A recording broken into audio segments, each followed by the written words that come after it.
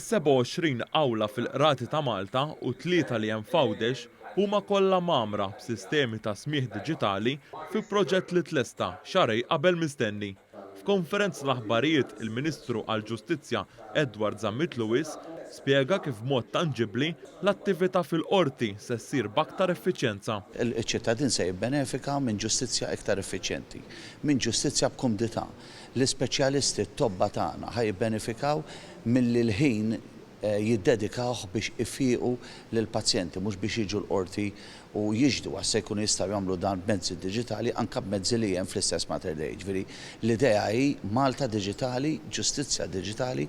Il-kap eżekuttiv tal-Aġenzija għas-Servizzi tal-Qorti, Eunice Grek Fiorini, spjegat kif issa se jibda proċess ta' installazzjoni ta' overhead projectors biex jiffaċilitaw il-qari tad-dokumenti imresqa waqt is-seduti.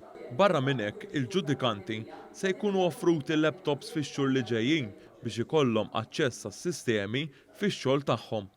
Għamilna l-awli kollha wkoll biex jiddokjaw, preparajna biex jiddokjaw jibdew il-ġudikanti once li jingħataw kollha il-laptops, allura il-ġudikanti issa jistgħu jaħdmu wkoll bil-laptop tagħhom anke fl-awla, ħalli hekk qed jiffaċilita issa il-proċess tat-tieni fażi fejn ħandaħlu l-overhead projectors biex hekk il-ġudikanti jistgħu wkoll iħaddem is-sistema u stess minn fuq it-tribuna.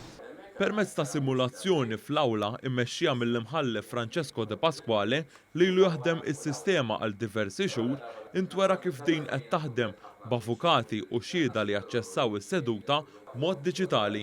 L-imħallef saħaq kif dan il-pass kien importanti għaliex iċ-ċittadin qed jinqed aħjar.